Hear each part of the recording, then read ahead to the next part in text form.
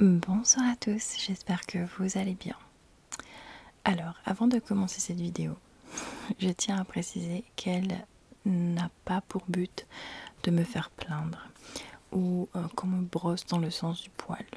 Cette vidéo est là un peu comme un message de prévention en fait. Parce que même si on pense tout bien faire en termes de santé, des fois ça ne va pas. Voilà, il y a des fois ça va pas, c'est tout, c'est comme ça.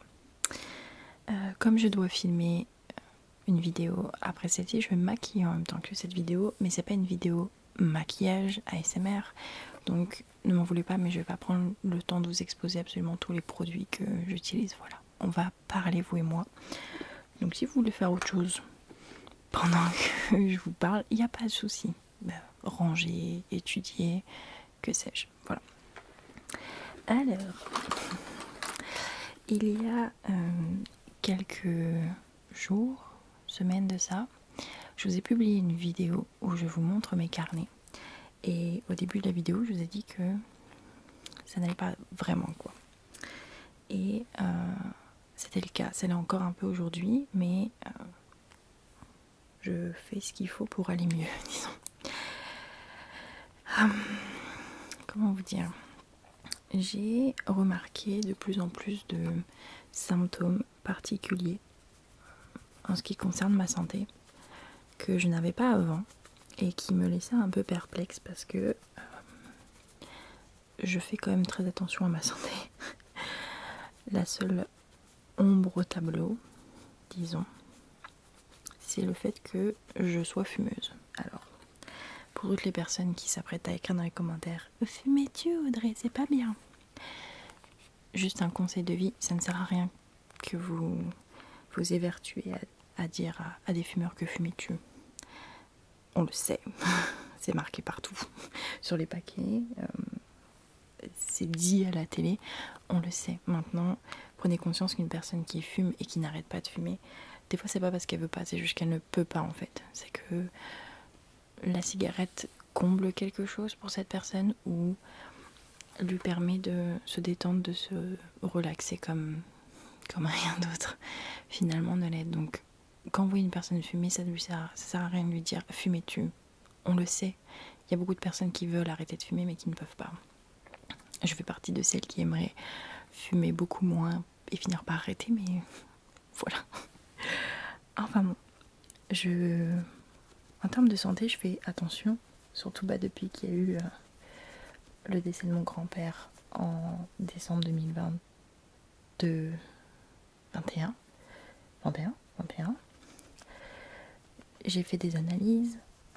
On se rappelle le petit épisode de panique que certains abonnés m'ont procuré en persistant, en insistant que j'avais des problèmes de thyroïde à cause de mon cou, parce que bien évidemment les médecins autoproclamés savent diagnostiquer quelqu'un à travers une vidéo, c'est normal. Enfin bref, je fais attention à mon santé, je bois 1,5 litre d'eau par jour, j'adore les fruits et légumes. Depuis que j'ai réussi un peu, que je suis en rémission disons de ma dépression, ça va beaucoup mieux. Il n'y a que l'aspect dormir la nuit qui reste compliqué. Et encore, je prends même pas de somnifère, je prends de la mélatonine, qui est une hormone naturelle, pour essayer de... pour amener l'endormissement, disons. Dès que je peux, je fais des balades. Ça, si vous me suivez sur Instagram, vous voyez quand même de temps en temps que je vous poste des stories en extérieur. Bon, je m'étais lancé un challenge au début du mois de juillet, de dire, je marche, je fais 6000 pas par jour. Parce que malgré tout, mon boulot est très sédentaire. Je suis tout le temps à mon PC, soit à écrire, soit à monter une vidéo, ou alors je suis assise par terre dans ma chambre à filmer une vidéo. Donc, c'est pas le... Comment ça? C'est pas le métier le plus physique qui soit, quoi. Enfin bref. Donc, je fais attention à ma santé, je fais des examens, etc. Et voilà. Sauf que ça fait quelques semaines maintenant, voire mois, que il y a des choses qui vont pas dans mon corps. Ok. Déjà, je me réveille le matin et je suis congestionnée. Ça me déclenche des migraines. J'ai l'impression que j'ai du mal à respirer la nuit, ou que vous savez, mon cerveau est mal oxygéné la nuit, quoi. Je perds de plus en plus la mémoire. Alors, c'est avec la dépression. J'ai remarqué que ouais, c'était... Pour le coup, c'était un des facteurs, un des effets secondaires de la dépression que j'ai bien pris et que j'ai du mal à relâcher, c'est que je perds la mémoire. Si on additionne à ça mes troubles de l'attention, c'est pas facile tous les jours, quoi. Mais j'ai réussi à, étonnamment, toujours rester concentrée lorsqu'il s'agit de mon travail. En fait, tous mes troubles de l'attention et mes problèmes de mémoire concernent mon quotidien, ma vie de tous les jours, mais pas mon travail. Donc je suis plutôt contente de ce côté-là. Mais voilà, ma mémoire, ça n'allait pas. J'ai vécu quelques chocs émotionnels ces 2 dernières années qui font que j'ai quand même perdu beaucoup de cheveux et que j'en perds encore beaucoup. J'ai plus la masse que j'avais avant. Vous l'avez peut-être pas vu dans les vidéos, et tant mieux. Mais des fois, quand je penche la tête ou autre, on voit mon crâne, quoi. On voit que il manque de la matière. Et ça, pour le coup, c'est quelque chose qui m'a beaucoup stressée. Non pas parce que j'avais peur de devenir chauve, parce que, enfin, je pense pas que ça aille jusqu'à là. C'était pas de l'alopécie, on me l'a confirmé. Mais c'est angoissant, en fait, de voir une partie de votre corps se détériorer sans pouvoir faire quoi que ce soit, ou même en essayant de faire les efforts les plus, comment dire, les plus sains finalement, ça ne change pas. Donc voilà, j'avais plusieurs symptômes, voilà, qui faisaient que, et je sentais que j'étais de plus en plus sujette au stress et que mon humeur changeait énormément. J'étais des fois profondément triste. Et puis le lendemain, j'étais une des filles les plus heureuses et les plus joyeuses du monde, quoi. Donc je dis là, il y a un truc qui va pas. J'ai donc pris rendez-vous chez le médecin. Et je me suis dit, bon, voilà, prendre rendez-vous chez le médecin, c'est tout. Comment vous raconter cette journée-là? Parce que franchement, c'est épique. Donc, j'ai rendez-vous chez le médecin à 11h15. Je suis réveillée à 7h30 du matin, quelque chose comme ça. Je me réveille toujours tôt, quoi, même pendant les vacances, même les week-ends. Et je descends, tout le monde est en vacances à la maison. Je petit déjeuner avec ma maman, mon papa nous rejoint après, une de mes soeurs nous rejoint. Enfin voilà, quoi, on petit déjeune à 4, une autre de mes soeurs est en train de dormir. Et j'étais sur mon téléphone en train de jouer. Et là, l'écran de mon téléphone a fait un truc que je n'ai jamais vu. Il a grésillé en vert et il a perdu toute l'intensité dans sa couleur. C'est-à-dire qu'on a l'impression qu'il y a un film de fumée. Et j'ai dit, mais c'est quoi ce bordel? Au début, je pensais que c'était le jeu auquel je jouais qui avait un petit défaut. Mais non, il s'avère que c'était mon téléphone. Un téléphone, donc le Samsung Galaxy S21 que j'ai acheté en janvier 2021 et qui donc, au moment des faits, n'a que 2 ans et demi. À 859 € le téléphone, c'est un peu inquiétant, quoi. Surtout qu'il n'y a pas eu de signe avant-coureur. J'ai pas eu de, vous savez, de perte de puissance du téléphone. Alors, c'est mon outil de travail, donc forcément la batterie tenait un peu moins bien que quand je l'ai acheté. Mais bon, il a 2 ans et demi le téléphone. Je fais des montages de shorts des fois sur mon téléphone. Je suis sur les réseaux sociaux, je check mes mails. Enfin voilà, quoi. Mon téléphone, c'est mon outil de plaisir, mais aussi mon outil de travail. Donc avec mon père, on teste tout, hein. On regarde les forums, on teste tout. À 1h30 d'aller chez le médecin, mon téléphone qui... alors, il était toujours allumé, mais comme je dis, les couleurs, c'était pas ça, quoi. Puis, quand je le verrouillais, je déverrouillais, le fond noir était vert. Enfin bref. Voilà, quoi. Comment vous dire que c'est pas dans mon budget de changer de téléphone. Enfin bref, on se dit avec mes parents que cet après-midi, l'après-midi de cette journée-là, on ira à Boulanger, parce que c'est là-bas que je l'ai acheté, même s'il était plus sous garantie, voir si on peut m'en dire un peu plus. Si c'est un défaut connu de ce téléphone-là, si c'est réparable, si oui, sous combien de temps, est-ce que ça peut être fait sur place, enfin, voilà, quoi. Et bon, j'ai versé ma petite larme parce que bon, je me suis dit, j'ai pas les moyens de racheter un téléphone. J'ai des sous de côté certes, mais il y a les calendriers qui arrivent. J'ai un 3e roman qui doit sortir, et comme vous le savez, ou pas peut-être, pour ceux qui me découvrent, je suis auteur auto-publié, donc tous les frais sont pour ma pomme. Donc il me faut un peu tout de côté, quoi. Mais ça aussi, le fait de pleurer comme ça inexplicablement, ça m'a rappelé que quand j'étais en dépression, ça faisait des années que j'avais pas pleuré comme ça.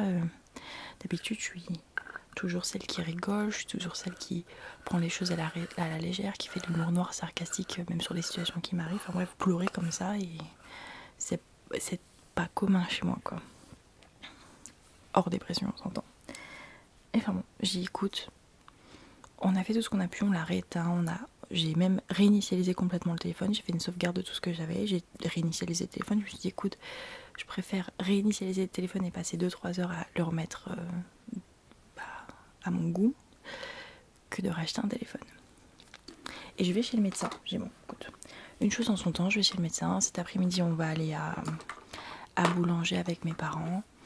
Voilà, ça sert à rien de se stresser, de se paniquer pour rien. Donc c'est ce qu'on fait, je vais chez le médecin. Et je lui explique mes symptômes. Je pense que c'est l'un des rendez-vous. J'ai jamais eu un rendez-vous médical comme ça. J'ai une médecin adorable, vraiment. Très douce, très gentille. Et je lui explique mes symptômes. Et là, elle me dit, psychologiquement, comment ça va en ce moment? Et hormis le fait que j'avais un peu des sauts d'humeur, etc., en soi, psychologiquement, ça va. J'ai fini d'écrire mon 3e roman, donc c'est quand même une bonne nouvelle. J'ai tout le monde en vacances à la maison, j'ai de l'avance dans mes vidéos. Enfin voilà quoi, en soi psychologiquement je me sens bien, j'ai des petits sauts d'humeur mais je me sens bien. Et je lui expose donc absolument tous les symptômes. Et là elle me dit c'est simple, je vois pas beaucoup d'autres solutions. C'est ou vous faites de l'apnée du sommeil, parce que je dors seule, je ne suis pas en couple, je dors avec personne. Auquel cas ça explique d'une votre fatigue extrême, potentiellement vos sauts d'humeur, parce que quand on est fatigué, on fait des sauts d'humeur, quoi. Et j'ai remarqué aussi que j'avais pris un petit peu de poids. J'ai un pantalon qui me serrait un petit peu plus que d'ordinaire, mais voilà, je rentre dedans, je suis pas obligée de me battre pour fermer. Enfin, bref. Et elle me dit donc, soit c'est l'apnée du sommeil, auquel cas il faut aller voir un pneumologue, parce que elle peut pas détecter ça comme ça. Soit c'est la maladie d'Hashimoto. Alors, petit cours médical. La maladie d'Hashimoto, c'est une maladie qui touche la thyroïde. Voilà. Parce que même les médecins, même les vrais médecins, quand ils me voient, qu'ils m'ont en face d'eux, ils pensent que c'est la thyroïde. Donc, les docteurs auto-doctorés d'internet, voilà. Parce qu'elle me dit effectivement que j'étais un petit peu plus bouffi qu'avant. J'ai cette masse de gras là qui n'est pas un goitre. Arrête avec ça, c'est pas un goitre, c'est juste je suis rondelette, laissez-moi tranquille. Et voilà, en soi les symptômes correspondaient. Donc tu te prends ça dans la tronche et puis là elle me fait monter sur la balance. Alors je suis quelqu'un qui a toujours été rondelette, ok? J'ai jamais eu un problème à ça. Le max que j'ai fait en termes de poids, c'est 80 kg. Le souci, la chance que j'ai moi de mon côté, c'est que ça se répartit bien. C'est-à-dire que c'est pas disproportionné. Donc à chaque fois que je prends du poids, c'est un peu partout. Donc ça se voit pas forcément. Parce que oui, si vous me suivez sur Instagram, je vous ai mis des petites photos de mon maillot, de moi habillée. Je suis sûre que personne, quand vous avez vu ces photos, personne s'est dit elle fait 80 kg cette fille. Parce que je suis ce qu'on appelle une fausse maigre. Enfin bref. Donc j'ai déjà fait 80 kg, quasiment toutes mes fringues que j'ai achetées, les récentes, je les ai achetées quand je faisais 80 kg, enfin voilà. Et là je monte sur la balance et elle m'annonce 94 kg. J'ai pris une de ces claques, surtout que, encore une fois, le pantalon que j'avais sur moi, je l'ai acheté quand je faisais 80 kg et il m'était un peu grand, un tout petit peu, vraiment chouïa quoi. Je le mettais là, et il me serrait légèrement, et encore je peux passer le pouce à la taille pour vous dire, donc c'est qu'il n'est pas non plus serré, incrusté dans ma taille. Et je me suis dit, mais c'est pas possible. Je peux pas avoir pris 14 kilos, enfin si on peut avoir pris 14 kilos, mais je peux pas avoir pris 14 kilos et rentrer dans toutes mes fringues que j'ai achetées quand j'en faisais 14 de moins. C'est pas possible. Alors oui, j'ai fait du step pendant une bonne partie de l'année, oui j'ai fait de la marche, mais je peux pas avoir pris 14 kilos de muscles. Je pousse pas de poids, je fais pas de régime hyper protéiné, enfin où ils sont les 14 kilos, je ne comprends pas. Donc elle me demande ce que je pense de ce poids, je dis bah c'est simple, j'ai jamais fait ce poids là. Et elle m'a dit que c'est probablement lié à la maladie d'Hashimoto. Cool. Donc en fait tous les pointeurs, voilà, ils étaient au même endroit, toujours la thyroïde, hein, parce que je dois avoir la tête de quelqu'un qui a de la thyroïde tout le temps, mais c'est pas grave. Elle me prescrit une prise de sang, donc je vous raconte pas, je suis rentrée chez moi en larmes. Avec cette histoire de thyroïde que j'avais testée un an auparavant, il n'y a rien. Les 94 kilos, encore une fois, hein, je suis quelqu'un, je regarde pas la balance, je me pèse jamais, pas parce que j'ai peur du chiffre, mais parce qu'il m'intéresse pas le chiffre. Pareil, mes vêtements, si je dois prendre du 42 ou du 44 en pantalon au lieu de prendre du 38, j'ai aucun souci avec ça, ça me dérange pas, je veux être à l'aise dans mes fringues, quelle que soit ma morphologie. Mais les 94 kilos m'ont choqué. Je vous avoue, ça m'a choqué. J'ai pas honte de le dire, ça m'a choqué. Je me dis, mais où 94 kilos? Enfin, oui, je suis rondelette, je l'ai toujours été, mais où 94 kilos? Enfin, je ne les vois pas, les 94 kilos, honnêtement. Et donc, je suis rentrée chez moi, je pleurais, déjà avec le coup du téléphone le matin et une potentielle maladie d'Hashimoto, ou alors de l'apnée du sommeil, des examens médicaux à faire et des rendez-vous à prendre pour des examens médicaux à faire. Ouh, cette journée-là était dure, vraiment psychologiquement, elle était dure. Donc je dis la prise de sang je la ferai demain matin, j'arrive à avoir un rendez-vous chez le pneumologue pour le 24 août et un rendez-vous pour une échographie thyroïdienne le 18 septembre, voilà. Mais il fallait quand même que je fasse la prise de sang le lendemain parce que j'aurais pu être en pleine crise, parce que la supposition aussi de mon médecin c'est de dire que je fais des crises de thyroïdie, c'est-à-dire que selon les moments de stress dans lesquels je suis, ma thyroïde elle fait n'importe quoi. Et après, quand ça va mieux, ça va mieux. Et c'est probable que l'année dernière, quand j'ai fait mes examens, je venais de passer une crise et que ma thyroïde était revenue à la normale. Enfin bref, parce que je ne fais rien comme les autres, bien évidemment. Et donc, bon, on va à Boulanger l'après-midi avec ma mère. Moi, je suis dépitée, hein, je suis dans la voiture, je suis un cadavre, vraiment. Et là, on m'annonce que le téléphone, c'est pas possible, quoi. Que le réparateur est en vacances pendant 2 semaines et que malgré tout, il va falloir prendre le téléphone, l'envoyer parce qu'ils font plus les réparations sur place, il y a un devis qui coûte tant pour faire le devis, juste faire le devis, hein.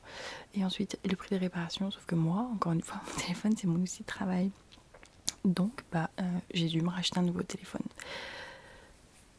Je veux pas entendre de reproches, oh mais t'aurais pu attendre. Vous comprenez pas, voilà. Je vous assure, vous comprenez pas. C'est mon outil de travail, je ne peux pas avoir un téléphone d'une avec un écran qui n'affiche plus les couleurs convenablement ou autre, je fais comment pour bosser dessus, mais surtout c'est que si le téléphone décide de me lâcher, je suis foutue quoi, mais foutue. Donc j'ai racheté un nouveau téléphone et j'ai bien tapé dans mes économies quoi, donc j'étais dégoûtée as fuck. Et pour ceux qui s'intéressent, j'ai pris le nouveau téléphone de Google, le Google Pixel 7, c'est ça, voilà. Pour l'instant je suis satisfaite, j'ai rien à dire, c'est pas aussi cher que ce que j'avais payé pour le Samsung, mais honnêtement pratiquement 900 € pour le Samsung S21 et il me lâche au bout de 2 ans et demi. Waouh. Donc en plus je l'ai eu en réduction, il était à 599, ça reste une somme, mais encore une fois c'est mon outil de travail.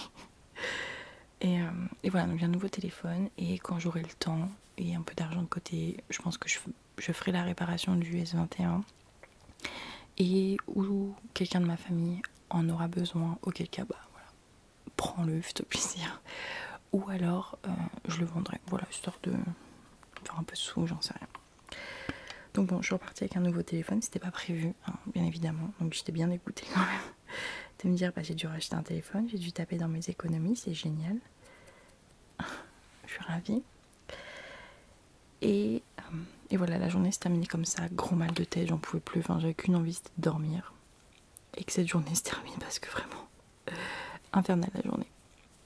Le lendemain arrive et je fais ma prise de sang. Alors déjà, Si vous ne le savez pas, je ne fais jamais rien comme tout le monde. C'est-à-dire que ils ont beau me regarder les 2 bras, ils trouvent une veine, mais elle crache rien. Cette veine, elle est timide. Une fois qu'elle est piquée, elle ne veut pas sortir de sang.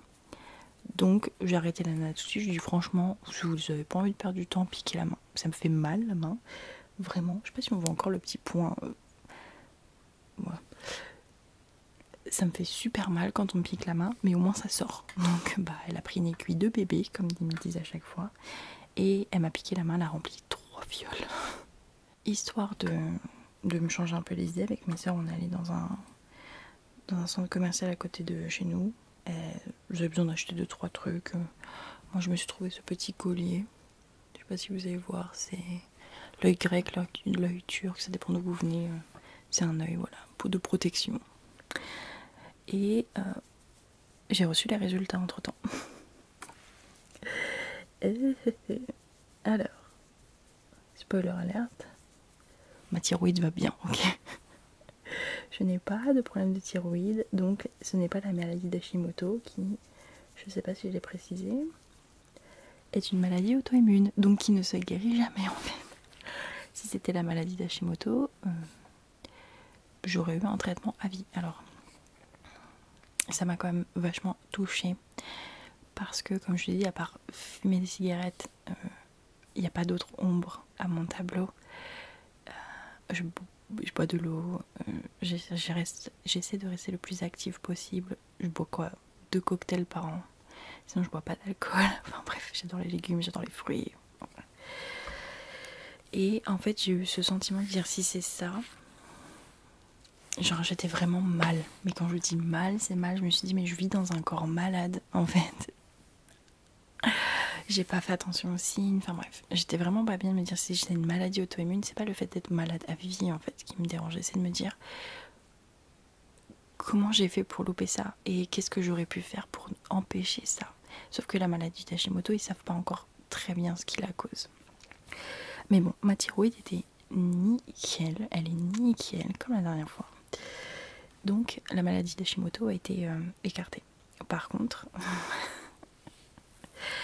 j'ai une énorme, mais quand je vous dis énorme, c'est énorme carence en vitamine B9. Alors, je vous avoue que j'ai lu plein de trucs sur la vitamine B9, mais j'ai pas envie de vous faire un cours d'anatomie, donc regardez sur internet. Mais la carence est tellement importante que sur le côté il y a marqué les résultats de l'année dernière, j'étais déjà basse. Mais là je suis tellement basse en vitamine B9 que ils savent pas calculer mon taux. En fait, si vous voulez, ils mettent le taux le plus bas qu'ils arrivent à calculer, mais à côté il y a marqué c'est encore plus bas, quoi. Genre c'est encore plus bas que le plus bas des taux qu'on arrive à calculer. Et il s'avère que cette carence en vitamine B9, non seulement elle impacte mes globules blancs, mes globules rouges bien évidemment, mais elle explique tout en fait. Ma fatigue, comme mon sang est mal oxygéné, donc ça explique aussi mes congestions. Quand je me réveille le matin, ça évite le fait que ça explique ma perte de cheveux. Moi je pensais que c'était juste à cause des chocs émotionnels que j'avais vécu, ce qui est probable, hein. Mais c'est surtout que j'ai une grosse carence. J'aime bien ce que ça explique ma pâleur. Non, je suis peut-être un poil plus pâle que d'habitude, mais non, I'm white quoi. Et dites-vous qu'elle est tellement préoccupante cette carence, c'est que là j'ai un traitement pendant 3 mois à prendre de vitamine B9, 5 mg dans la gueule tous les matins pour essayer de me remettre dans les taux. Mais c'est que après tout ça, on va faire une prise de sang pour s'assurer que je sois de nouveau dans les taux, mais il y a quand même un risque que je sois toute ma vie en carence, parce que c'est fort probable qu'en fait mon corps n'absorbe plus la vitamine B9. Et comment vous dire qu'elle est très importante cette vitamine? Bien sûr, parce que sinon c'est pas drôle. Donc c'est également probable que je sois obligée de revoir mon alimentation, que je mange encore plus de légumes, ce qui ne me dérange pas. J'ai acheté des noix de cajou aussi et des amandes non grillées, non salées, pour les manger en encas. En fait, ils sont riches en vitamine B9. Le truc qui m'embête, c'est que c'est beaucoup les abats de viande qui sont riches en vitamine B9, sauf que Désolée, ça va être dégoûtant. À part le cœur de bœuf, je ne mange pas d'autres rabats. Je n'aime pas ça. Si, les gésiers, dans une salade de gésier chèvre chaud. Mais voilà, j'ai une énorme carence en vitamine B9 et qui est pour le coup assez inquiétante quand même. Et ça explique absolument tous mes symptômes. Donc d'un côté, je suis contente que ce soit pas une maladie auto-immune, parce que franchement, ça me stressait d'avoir la responsabilité de prendre un médicament à vie, etc. Ça me stressait. Mais cette carence, elle est aussi un peu inexpliquée dans la mesure où je mange énormément de légumes. J'adore ça. Alors certes, je mange pas tout ce qui est à bas, qui contient beaucoup de vitamine B9, mais j'ai une alimentation qui est quand même... vous voyez, ce genre de trou de mémoire là, ça m'énerve. Qui est... je sais plus comment on dit. Balancé. Je ne sais plus comment on dit. Enfin bref, j'ai équilibré. Oh. J'ai une alimentation qui est quand même équilibrée. Comme je ne bois pas d'alcool, malgré le fait que j'ai un travail qui m'oblige à rester tout le temps assise, j'essaie de rester active pour vraiment... voilà. Et, spoiler alerte, parce que je vous ai laissé avec ces 94 kilos là, les 14 kilos que j'ai pris comme ça, de façon très magique. Et bien il s'avère, mesdames et messieurs, que dû à cette carence, je fais de la rétention d'eau. Alors, et encore une fois, comme tout est harmonisé dans mon corps, c'est-à-dire que j'ai pas d'œdème, je peux appuyer sur ma jambe, no problemo quoi, j'ai pas les chevilles gonflées. En fait, je pense que, et le médecin m'a dit, ma meilleure amie qui est pharmacienne me l'a dit, je pense que t'as pris 14 kilos de flotte quoi, c'est énorme, mais ça expliquerait plein de choses. Donc, je fais aussi une petite détox à base de je sais pas quoi de tilleul. J'ai acheté ça dans un magasin bio pour drainer un peu mes reins, etc. Enfin, ça fait pas de mal comme petite détox. Et je bois une ampoule tous les matins pour essayer de solutionner tout ça. Voilà, donc quand je vous disais que je n'allais pas bien, je n'allais pas bien du tout quoi. Et ce qui est frustrant, alors personne n'est malade, hein. Je dis pas qu'il y a des gens qui aiment être malades, et personne fait tout pour être malade, mais c'est de me dire, encore une fois, hormis la cigarette, j'ai une vie saine. Alors oui, j'ai des petits coups de stress, etc. Mais plus au point d'être complètement abattue. Mais j'ai une vie saine, en fait. Je mange sainement, je bois mes 1,5 litre d'eau par jour. Enfin, j'arrive pas à comprendre comment cette grosse carence en vitamines est arrivée. En tout cas, celle qui m'a complètement épuisée, fatiguée, déréglée, tout ce que vous voulez. Et je suis sous traitement à l'heure actuelle, dans l'espoir que on arrive à faire remonter mes taux dans des taux qui soient calculables par des laboratoires et pas le... Alors, on a réussi à calculer jusqu'à là, mais elle est encore plus basse. Honnêtement, c'est presque si j'en avais plus en fait dans le corps. Et ça m'amène un peu à la conclusion de cette vidéo. D'une, faites attention à vous, à votre santé. Et quand je vous dis que des fois on pense que tout va bien, parce qu'on a l'impression de faire les choses comme il faut, c'est-à-dire avoir une alimentation équilibrée, rester actif, sans pour autant parler de faire du sport, mais juste rester en mouvement, éviter tout ce qui est stress, pas boire d'alcool, pas fumer, etc. Des fois le corps il dit non, je vais te rajouter un problème. Et c'est un peu comme ça que je l'ai vu. Mais bon, aujourd'hui on a la chance quand même d'être dans un pays où on a accès à la médecine et aux médicaments quand même très facilement. Donc je suis très reconnaissante de ça, d'être dans un pays où on a un accès à la médecine et à des traitements. Mon genou a craqué, vous avez entendu ou pas? Bref, à des traitements ultra facilement avec la sécurité sociale et les mutuelles. Ça nous coûte quasiment rien, donc franchement je suis reconnaissante pour ça. quoi qu'il arrive, mon médecin m'a quand même conseillé d'aller voir le pneumologue, au cas où, en plus de tout ça, je serais pas en train de faire une petite apnée du sommeil. Et je conserve quand même mon rendez-vous pour l'échographie au niveau de ma thyroïde, parce que je sais pas, elle a voulu que je conserve ce rendez-vous là, donc soit, même si on s'est avéré que c'était pas ma thyroïde le problème. Écoutez, autant vérifier pendant qu'on y est.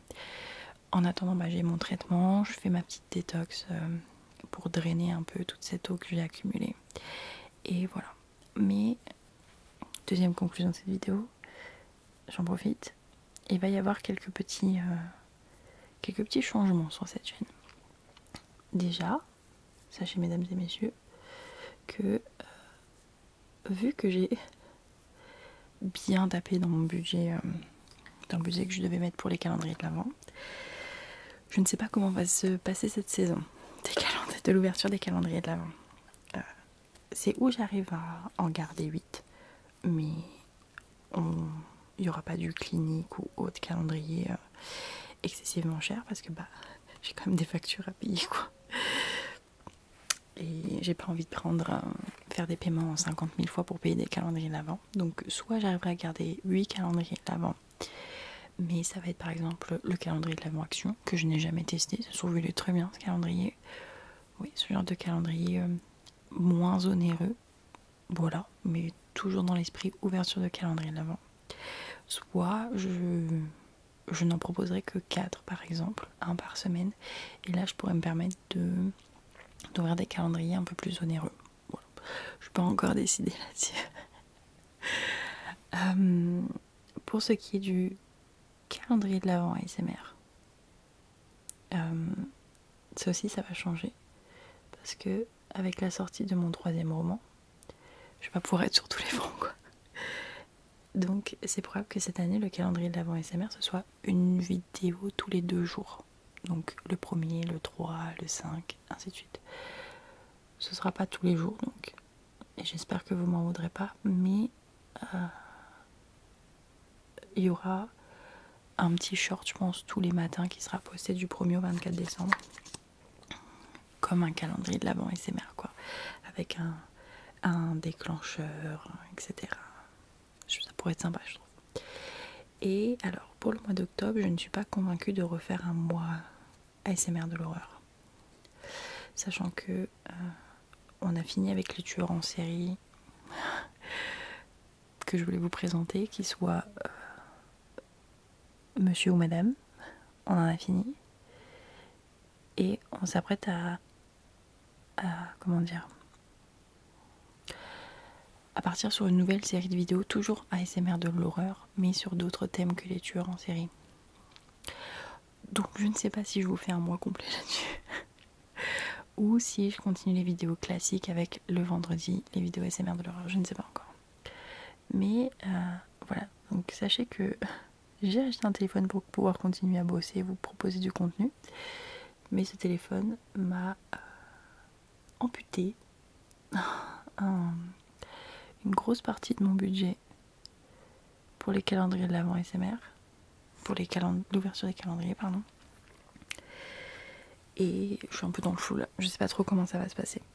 Donc à moins que je reçoive une grosse somme d'argent d'ici là, c'est où je vous propose 8 calendriers ouverts au mois de novembre, mais ce ne sont pas forcément des calendriers de marque très connus ou des calendriers très onéreux, ou alors j'en propose que 4 et auquel cas je peux remonter le budget un peu par calendrier. Je n'en sais rien. Pour l'instant, je vous avoue que je me concentre sur ma santé. Donc vous étonnez pas si des fois il y a une semaine où il manque une vidéo sur les 3 que je poste. Ça veut dire que je me suis concentrée sur ma santé. J'espère que mon rendez-vous chez pneumologue le 24 va bien se passer. Ça